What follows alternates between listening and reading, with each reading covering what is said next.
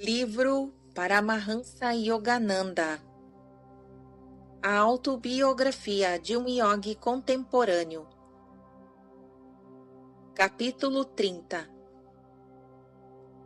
A Lei dos Milagres. O grande novelista Leon Tolstói. Observação 224. Tolstói sustentou muitos ideais comuns ao Mahatma Gandhi. Eles trocaram cartas a respeito da não-violência. Tolstói considerava que o principal ensinamento de Cristo era não resistais ao mal com o mal. Em Mateus versículo 39, ao mal dever-se-á resistir, apenas com o seu oposto logicamente eficaz, o bem ou o amor. Continuação da narrativa. Tolstói escreveu um delicioso conto, Os Três Eremitas. Seu amigo Nicholas Roerich resumiu-o assim: numa ilha viviam 3 velhos eremitas. Eram tão simples que usavam apenas esta oração: nós somos 3. Tu és 3. Tem piedade de nós. Grandes milagres ocorriam do decurso desta ingênua prece. O bispo da região. Observação 225. Parece que o conto tem base histórica.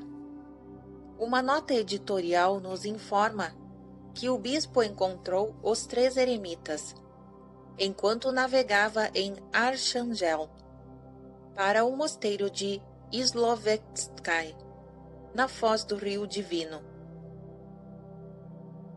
Continuação da narrativa. O bispo da região soube da existência de 3 eremitas e da sua inadmissível reza, e se decidiu visitá-los a fim de lhes ensinar as invocações canônicas. Chegou à ilha e disse aos eremitas que aquela súplica aos céus era indigna, e instruiu-os em muitas orações usuais. A seguir, o bispo retirou-se num barco. Viu ao longe, deslizando na esteira do navio, uma luz esplendorosa. À medida que ela se aproximava, distinguiu os 3 eremitas, de mãos dadas, correndo sobre as ondas no esforço de alcançar o barco. Esquecemos as preces que nos ensinou, gritaram eles, ao verem de perto o bispo, e nos apressamos a vir para pedir a repetição delas. O bispo, assombrado, sacudiu a cabeça negativamente. Meus queridos, respondeu ele, humildemente, continuem a viver com sua antiga oração. Como foi que os 3 santos caminharam sobre a água? Como foi que Cristo ressuscitou o seu corpo depois de crucificado?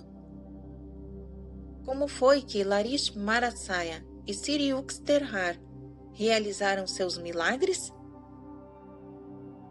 A ciência moderna, por enquanto, não tem respostas, embora as perspectivas da mente mundial tenham se ampliado repentinamente com o advento da era atômica. A palavra impossível está se tornando menos preeminente no vocabulário do homem. As escrituras védicas declaram que o mundo físico está sujeito a uma lei fundamental, a de Maya, ou princípio da relatividade, ou da dualidade.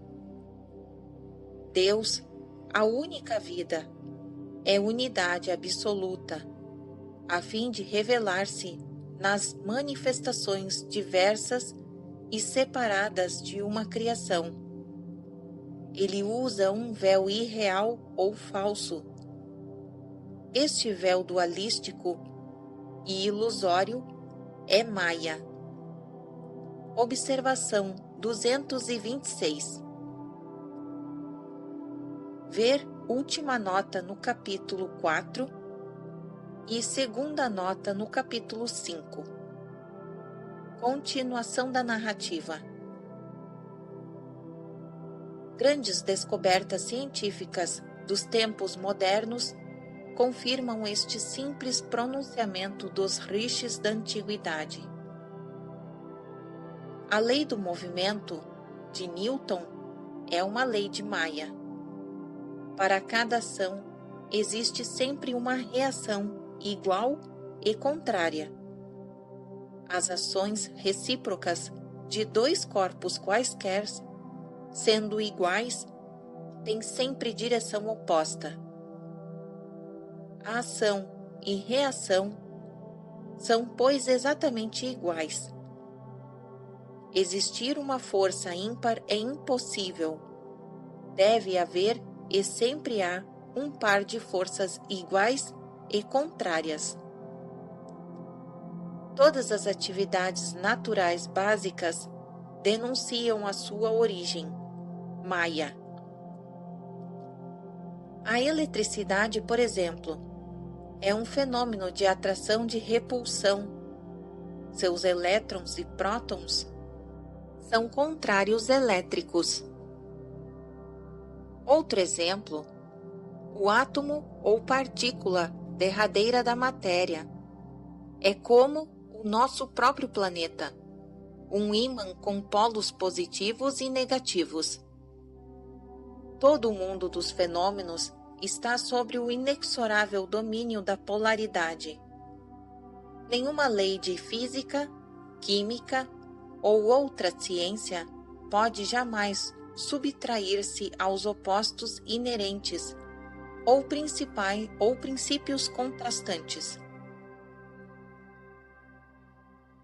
A ciência física, portanto, não pode formular leis fora de Maya.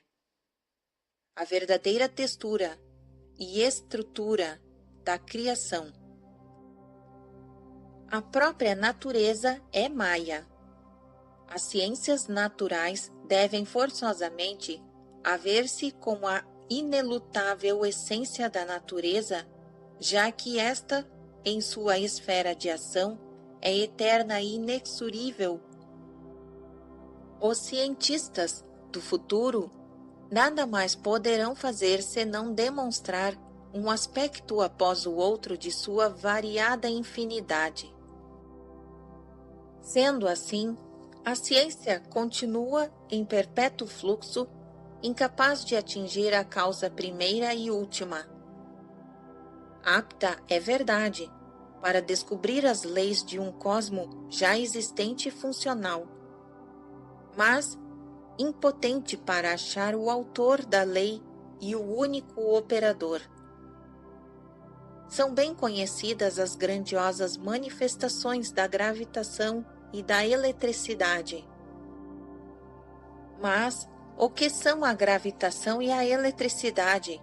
Nenhum mortal o sabe. Observação 227. Marconi, o grande inventor, admitiu a inadequação teológica da ciência ao dizer: é absoluta a incapacidade da ciência para resolver o que é a vida. Este fato seria realmente aterrador se não houvesse a fé. O mistério da vida é, de certo, o mais persistente problema jamais proposto ao pensamento do homem. Fim da observação 227, continuação da narrativa.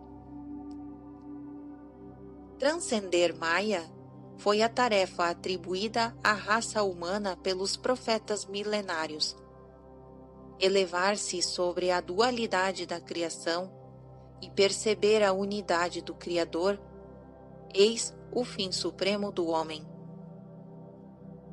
Os que se apegam à ilusão cósmica devem aceitar sua lei essencial de polaridade, fluxo e refluxo, ascensão e queda, noite e dia, prazer e dor, bem e mal, nascimento e morte.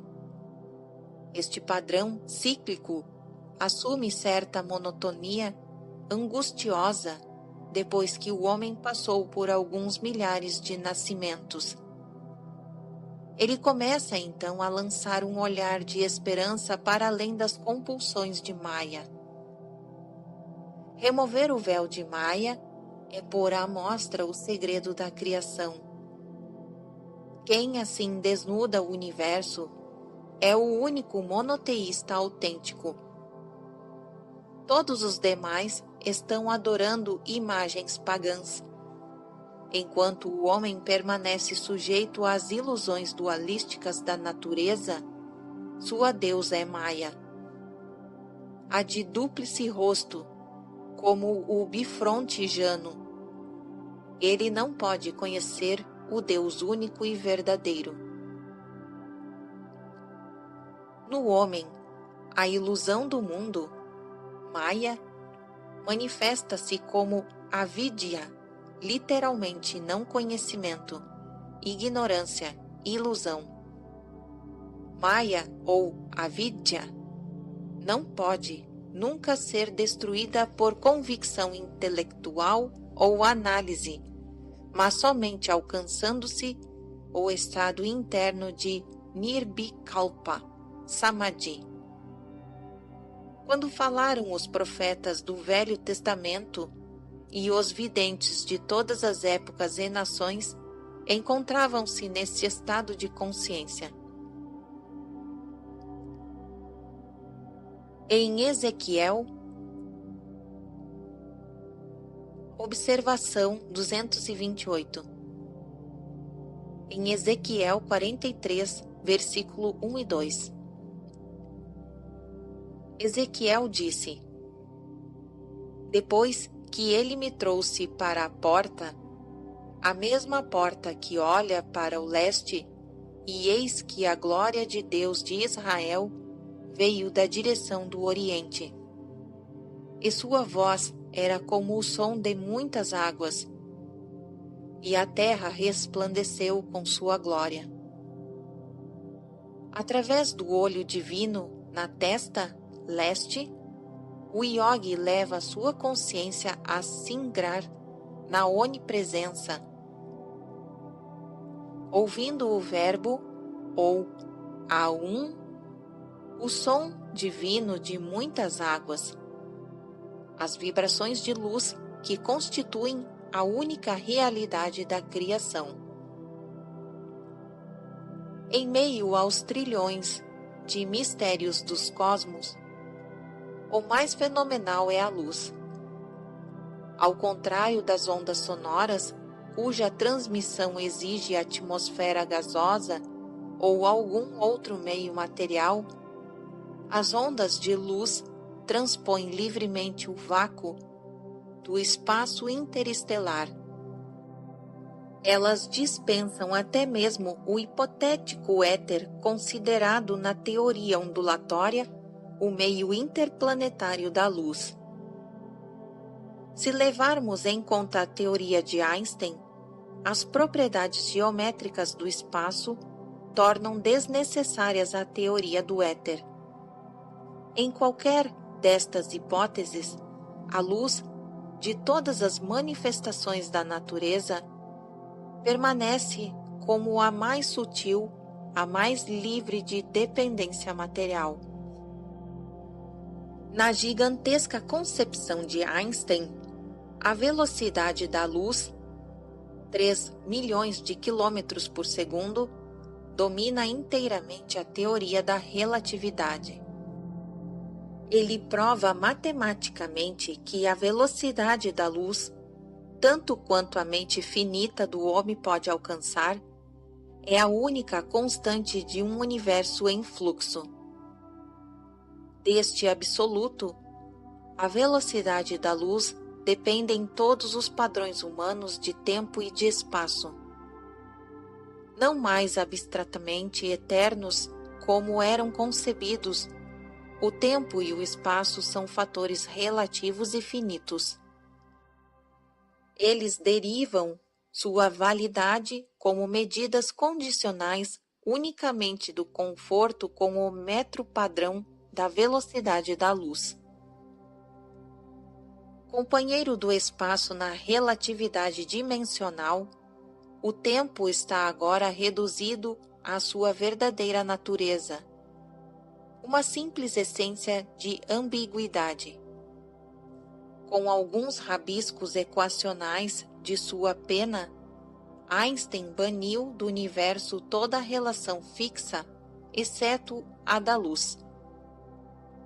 Em sua teoria do campo unificado, desenvolvimento posterior da teoria da relatividade, o grande físico reuniu numa só fórmula as 6 da gravitação e do eletromagnetismo.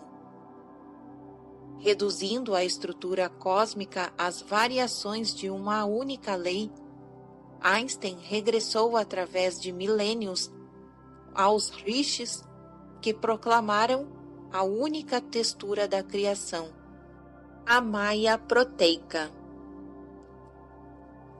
Da memorável teoria da relatividade nasceram as possibilidades matemáticas de explorar o átomo como derradeira unidade da matéria. Grandes cientistas estão agora afirmando corajosamente que não só o átomo é energia em vez de matéria, mas que a energia atômica é essencialmente substância mental. Reconhecer francamente que a ciência física estuda um mundo de sombras é um dos progressos dos mais significativos, escreveu o Sr. Arthur Stanley Edmonton em A Natureza do Mundo Físico.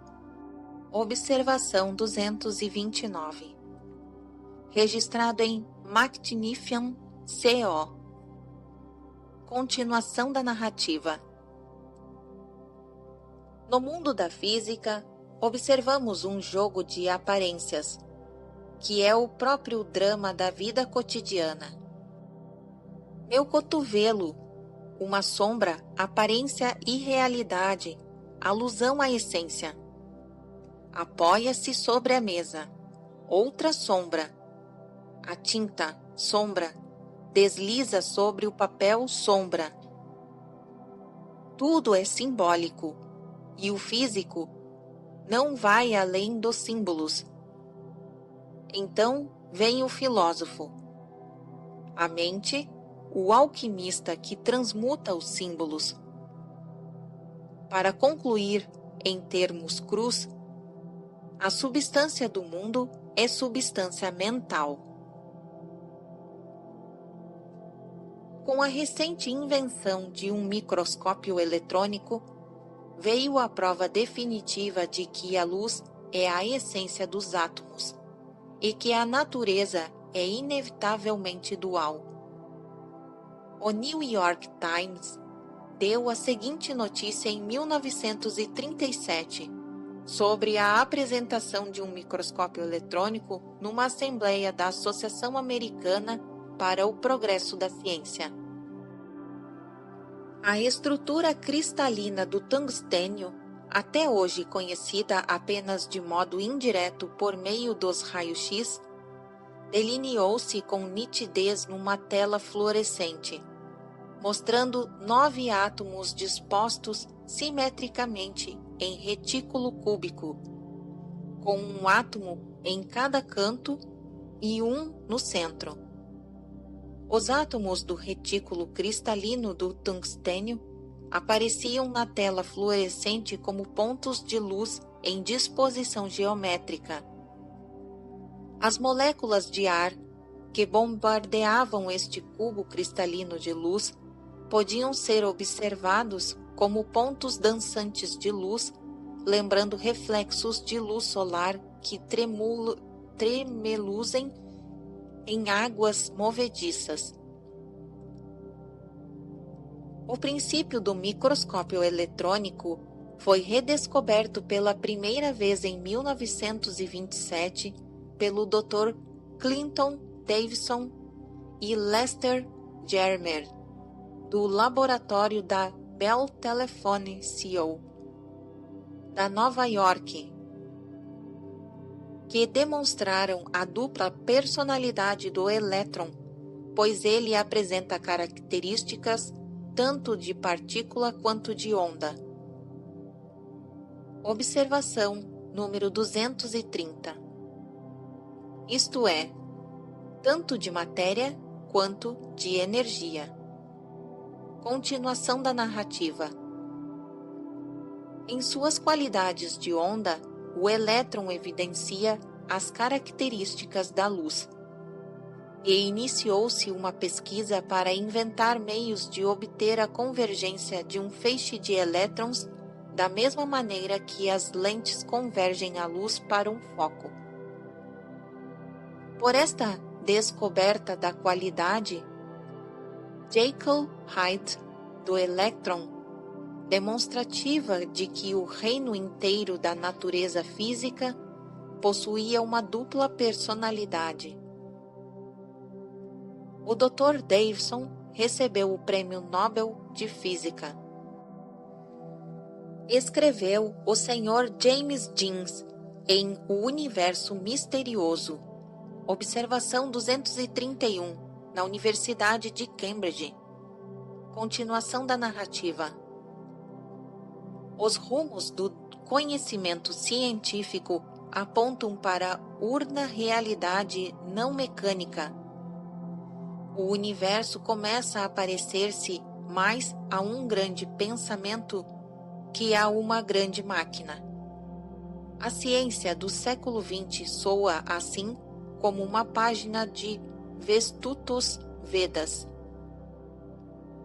Da ciência, pois se este há de ser o caminho, aprenda o homem a verdade filosófica de que não existe universo material. Sua textura e urdidura é maia, ilusão. Submetidas à análise, dissolvem-se todas as miragens da realidade.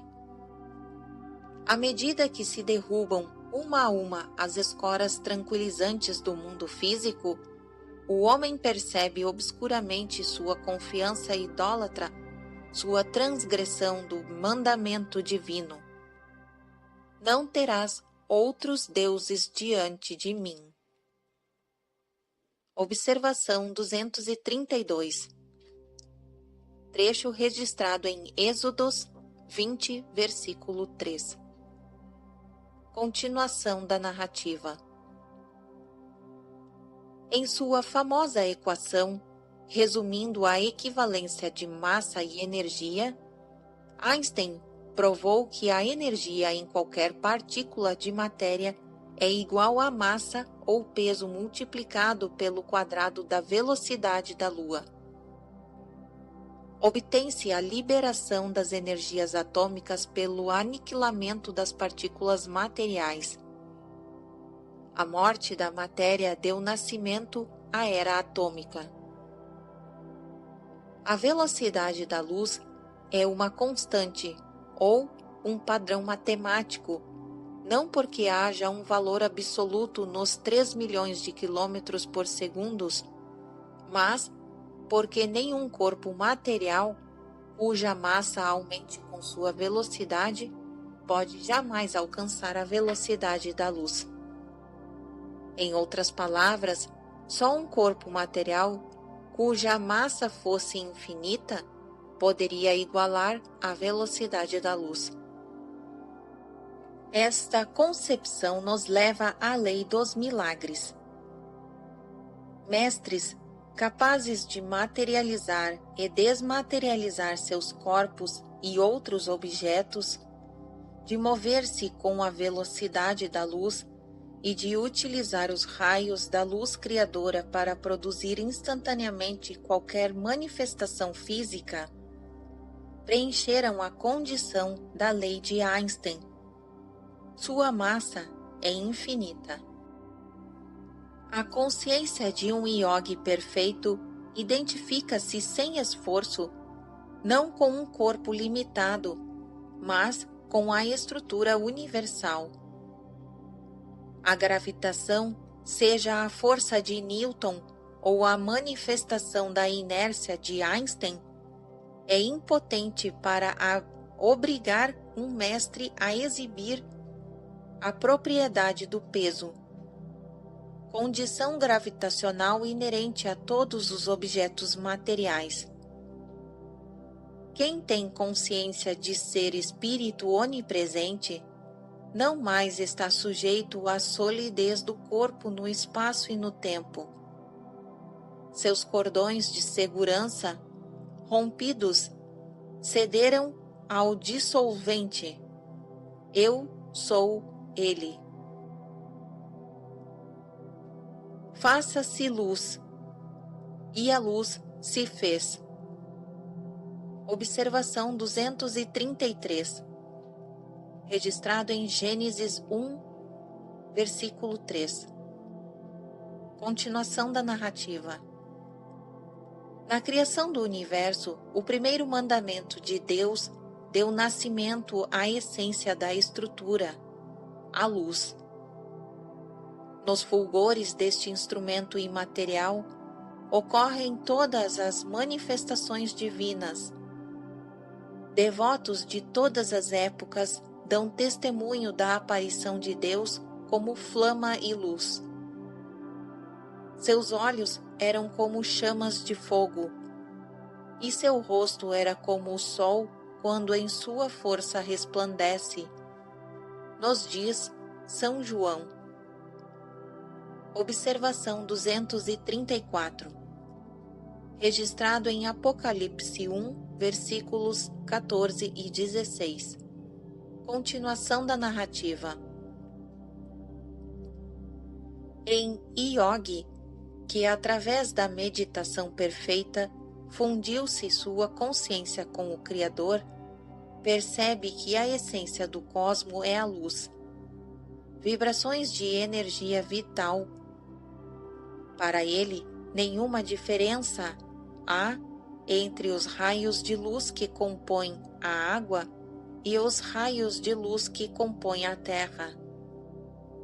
Livre da consciência da matéria, livre das 3 dimensões do espaço e da 4ª dimensão do tempo, um mestre desloca seu corpo de luz com igual facilidade sobre ou através dos raios de luz da terra, da água, do fogo e do ar. Se, pois, teu olho for único, teu corpo inteiro será luminoso. Observação 235, registrado em Mateus, capítulo 6, versículo 22. Concentração prolongada no olho espiritual libertador capacita o yogi a destruir todas as ilusões relativas à matéria e ao peso gravitacional. Ele vê o universo como o Senhor o criou, em essência, uma indiferenciada massa de luz. As imagens ópticas, conta-nos o Dr. L. T. Trollan, da Universidade de Harvard, forma-se segundo o mesmo princípio das gravuras comuns a meio tom, autópia. Isso é, constituem-se de minúsculos pontos ou grânulos demasiado pequenos para ser percebidos pelo olho. A sensibilidade da retina é tão grande que a sensação visual pode ser produzida por relativamente poucos, quanta a luz adequada. A lei dos milagres pode ser posta em execução por qualquer homem que tenha a experiência superconsciente de que a essência da criação é luz. Um mestre emprega seu divino conhecimento dos fenômenos da luz para projetar instantaneamente no plano das manifestações perceptíveis os ubíquos átomos de luz. A forma afetiva dessa projeção, seja o que for, uma árvore, um remédio, um corpo humano, é determinada pelo desejo e pelo poder de vontade e de visualização do yogi. À noite, durante o fenômeno psíquico do sonho, o homem escapa das falsas limitações egoístas que constituem sua moldura diária. Ao dormir, ele tem uma demonstração sempre renovável da onipotência de sua mente. Eis que no sonho aparecem seus amigos mortos há longo tempo, os continentes mais remotos, a ressurreição de cenas de sua infância. A consciência livre e incondicional de que todos os homens têm breve experiência em determinados sonhos é o estado mental permanente de um mestre sintonizado com Deus, liberto de todos os motivos pessoais e empregando a vontade criadora que lhe foi conferida pelo Criador. Um yogi recombina os átomos de luz do universo para satisfazer qualquer prece sincera de um devoto. E Deus disse: façamos o homem à nossa imagem e semelhança, e que ele tenha domínio sobre os peixes do mar, as aves do ar, e sobre os rebanhos, e sobre a terra, e sobre tudo o que rasteja na terra. Observação 236. Registrado em Gênesis, capítulo 1, versículo 26. Continuação da narrativa.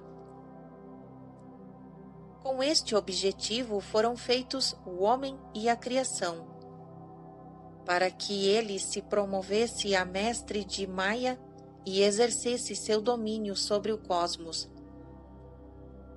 Em 1915, pouco depois de meu ingresso na Ordem de Shawasmis, presenciei uma estranha visão.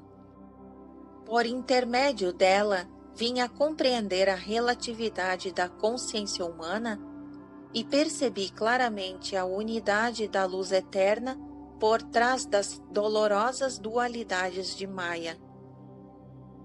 A visão me ocorreu quando estava sentado certa manhã em meu quartinho no sótão, em casa de papai, em Gurpar Road. A Primeira Guerra Mundial assolava a Europa há meses. Eu vinha refletindo com tristeza na vasta cobrança que a morte fazia. Ao fechar os olhos em meditação, minha consciência transferiu-se subitamente para o corpo de um capitão no comando de um navio de guerra. O estrondo da artilharia explodia no ar, as baterias do litoral e canhões da belonave trocavam tiros. Uma pesada bomba atingiu o depósito de pólvora e despedaçou violentamente meu navio. Atirei-me à água, junto com alguns marujos que sobreviveram à explosão. Com o coração pulsando aceleradamente, alcancei a praia a salvo. Mas aí, uma bala perdida terminou seu rápido voo em meu peito. Gemendo, caí ao chão. Meu corpo inteiro paralisou-se, entretanto, eu tinha consciência de possuí-lo, como se tem de uma perna que adormeceu. Enfim, o mistério passo da morte me alcançou. pensei. Exalando o último suspiro, ia mergulhar na inconsciência quando viva. Achei-me sentado em posição de lótus em meu quarto em Gurpar Road. Lágrimas histéricas brotavam de meus olhos enquanto eu dava pancadinhas e beliscava cheio de alegria minha propriedade reconquistada. Meu corpo livre de orifício de bala no peito. Balancei-me de um lado para o outro, respirando deliberadamente, para assegurar-me de que estava vivo. Em meio a estas autocongratulações, novamente senti que minha consciência se transferia para o corpo do morto do capitão, na praia ensanguentada. Absoluta confusão mental apoderou-se de mim. Senhor, rezei, estou morto ou vivo? Um ofuscante jogo de luz encheu todo o horizonte.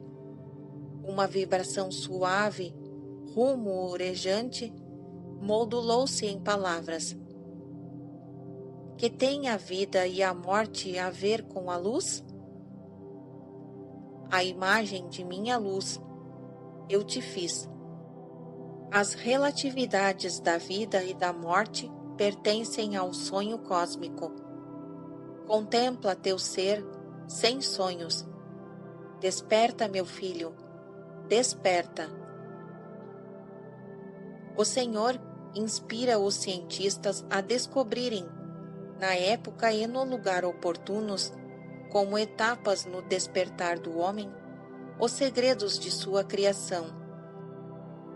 Muitos descobrimentos modernos ajudam ao homem a compreender o cosmo como expressão múltipla de um único poder, a luz guiada pela inteligência divina. As maravilhas do cinema, do rádio, da televisão, do radar, da célula fotoelétrica, o extraordinário olho elétrico, as prodigiosas energias atômicas, tudo é baseado nos fenômenos eletromagnéticos da luz. A arte cinematográfica pode retratar qualquer milagre. Do ponto de vista das impressões visuais, suas trucagens permitem todos os prodígios. Um homem pode ser visto como um transparente corpo astral, desprendendo-se de sua grosseira forma física. Pode caminhar sobre a água, ressuscitar os mortos, inverter a sequência natural do desdobramento dos fenômenos e brincar de anular o tempo e o espaço. Um perito pode juntar os fotogramas a seu bel prazer, obtendo maravilhas áticas semelhantes àquelas que um verdadeiro mestre produz com autênticos raios de luz. Os filmes de cinema, com suas imagens animadas, ilustram muitas verdades concernentes à criação. O diretor cósmico escreveu os argumentos de suas próprias películas e convocou enormes elencos para os cenários dos séculos. Da cabina obscura da eternidade, ele envia seus raios de luz através de fitas de eras sucessivas e as cenas se projetam na tela do espaço. Exatamente como as imagens cinematográficas aparecem reais, mas são apenas combinações de luz e sombra, assim também a variedade universal é uma aparência ilusória. Os planetas com suas incontáveis formas de vida nada mais são do que imagens num filme cósmico. Temporariamente verdadeiras aos 5 sentidos do homem, as cenas transitórias são projetadas na tela da consciência humana pelo infinito raio criador. Olhando para cima numa sala de projeção, os espectadores podem observar que todas as imagens surgidas na tela derivam de um raio de luz sem imagens. Do mesmo modo, a branca e única luz da fonte cósmica emite o colorido drama universal.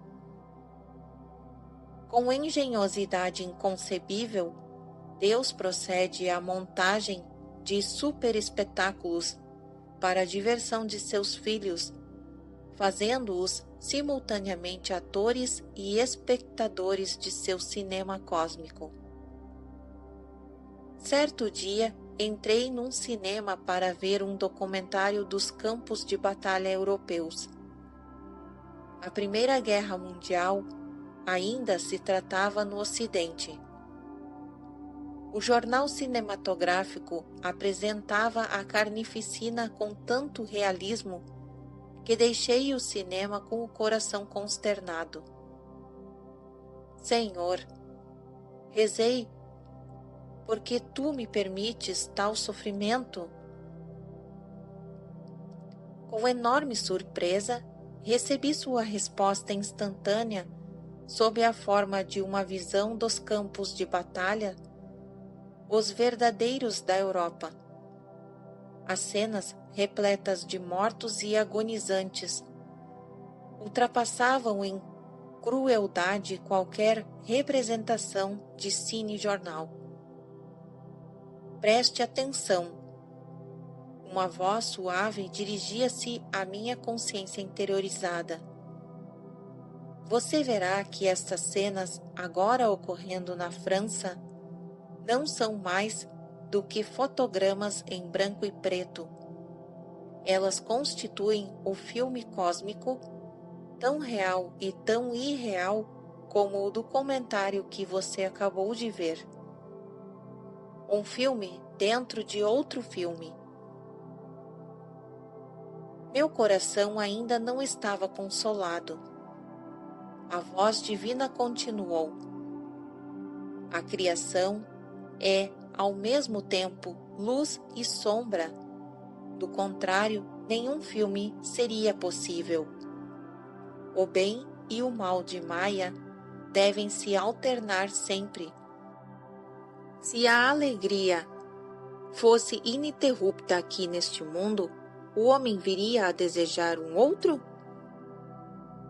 Sem o sofrimento, ele dificilmente trata de recordar que abandonou seu lar eterno. A dor é um aguilhão de reminiscência. A via de escape implica sabedoria. A tragédia da morte é irreal. Os que tremem diante dela assemelham-se a um ator ignorante que morre de medo do palco quando é disparado contra ele um cartucho de pólvora seca.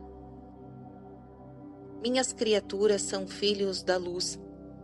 Não dormirão para sempre na ilusão. Embora eu tivesse lido descrições de Maya nas escrituras, não me deram a profunda percepção interna que obtive com as visões pessoais e com aquelas palavras simultâneas de consolo. Os valores de um indivíduo se modificam radicalmente quando ele afinal se convence de que a criação é apenas um vasto cinema e que a própria realidade da criação reside não nela, mas além dela. Quando terminei de escrever este capítulo, sentei-me em posição de lótus sobre minha cama. 2 quebra-luzes iluminavam tenuemente o quarto. Observação 237. No eremitério, em Self-Realization Fellowship, em Encinitas, Califórnia. Nota da SRF. Continuação da narrativa. Erguendo meu olhar, percebi que o teto estava pontilhado de luzinhas de cor de mostarda, cintilantes e trêmulas como centelhas radioativas. Miríades de raios, como rios de lápis ou linhas de chuva, reuniam-se num feixe transparente e jorrava em silêncio sobre mim. Imediatamente meu corpo físico perdeu sua densidade e metamorfoseou-se em textura astral. Tive a sensação de flutuar enquanto o corpo sem peso, mal tocando o leito, movia-se ligeiramente, ora para a esquerda, ora para a direita. Olhei ao redor do quarto. Móveis e paredes permaneciam os mesmos, mas a pequena massa de luz multiplicara-se tanto que o teto era invisível. Eu estava maravilhado. Este é o mecanismo do cinema cósmico. Uma voz falou como se viesse do interior da luz, projetando um feixe de raios na tela branca dos lençóis de sua cama. Ele está produzindo o filme de seu corpo. Observe esse corpo, nada mais é que luz. Olhei para os meus braços, movi-os para trás e para adiante, e todavia não conseguia sentir-lhes o peso. Uma alegria exática me inundou. O talo cósmico de luz florescendo como corpo meu parecia uma divina reprodução dos raios luminosos que saem da cabina da projeção de um cinema e manifestam-se na tela como imagens. Durante longo tempo assisti a este filme de meu corpo no cinema debilmente iluminado de meu próprio quarto. Embora eu tivesse tido muitas visões, nenhuma até aquele instante fora tão singular. A ilusão quanto à solidez de meu corpo se desfizera por um completo, e mais se aprofundava minha experiência de que a essência de todos os objetos é luz. Ergui os olhos para o fluxo palpitante de vilátrons e supliquei: luz divina, por favor, reabsorve esta humilde imagem corporal em ti mesma, à semelhança de Elias, que subiu ao céu num carro de fogo. Observação 238, registrado em Reis, capítulos 2, versículos 11. Considera-se geralmente milagre um efeito ou um acontecimento sem lei ou acima da lei. Mas em nosso universo sujeito a rigorosa regulagem, todos os acontecimentos ocorrem segundo as leis e são explicáveis por leis. Os poderes assim chamados milagrosos de um grande mestre são o acompanhamento natural de sua exata compreensão das leis sutis que operam no cosmo interior da consciência. Nada se pode denominar verdadeiramente milagre, exceto no sentido profundo de que tudo é milagre. Que cada um de nós esteja encerrado num corpo de intrincada organização e estabelecido num planeta girando através do espaço entre as estrelas. Existe maior lugar comum? Ou algo mais milagroso? Grandes profetas como Cristo e Lakshmanasaya costumam fazer muitos milagres. Mestres desse porte possuem uma enorme e difícil missão junto à humanidade: ajudar miraculosamente os que estão em desespero parece ser uma parte de sua missão. fiats divinos fazem-se necessários para as doenças incuráveis e os problemas humanos insolúveis. Quando um nobre pediu a Cristo a cura de seu filho agonizante em Carfarnaum, Jesus respondeu com humor contrafeito: Vós, se não virdes sinais e maravilhas, não acreditareis. Mas acrescentou: Vai, teu filho vive.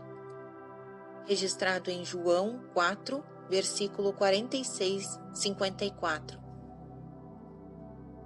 Dei neste capítulo a explicação védica de Maya, o mágico poder da ilusão subjacente aos mundos dos fenômenos. A ciência ocidental já descobriu que a matéria atômica se coloca num plano de irrealidade mágica. Não só a natureza, mas também o homem, em seu aspecto mortal, está sujeito a Maya, o princípio de relatividade, contraste, dualidade, inversão, estados contrários. Não se imagine que a verdade sobre Maya só foi compreendida pelos rishis. Os profetas do Velho Testamento referiam-se a Maya quando falavam de Satã, literalmente em hebraico, o adversário. No testamento grego, diabolos, ou demônio, equivale a Satã. Maya, ou Satã, é o mágico do cosmos, que produz a multiplicidade de formas para esconder a única verdade sem forma. No plano e jogo de Deus, a única função de Satã ou Maya é tentar o desvio do homem do espírito para a matéria, da realidade para a irrealidade. Cristo descreve Maya pitorescamente como um demônio, um assassino, um mentiroso. O demônio foi um homicida desde o princípio e não permaneceu na verdade, porque nele não há verdade. Quando mente, fala do que lhe é próprio, porque é um mentiroso e o pai da mentira. Registrado em João 8, versículo 44. O diabo peca desde o princípio. O Filho de Deus manifestou-se com este propósito: destruir as obras do diabo. João 3, versículo 8. Isto é a manifestação da consciência crística dentro do próprio ser do homem e destrói sem esforço as ilusões ou as obras do diabo. Fim da observação 238. Continuação da narrativa. Evidentemente, esta prece causou alarme, pois o feixe de raios desapareceu. Meu corpo readquiriu em peso normal e afundou na cama. O enxame de luzes ofuscantes bruxuleou e sumiu. Minha hora de abandonar este mundo ainda não chegara. Além disso, pensei filosoficamente. Elias bem poderia ter se desgostado com a minha presunção.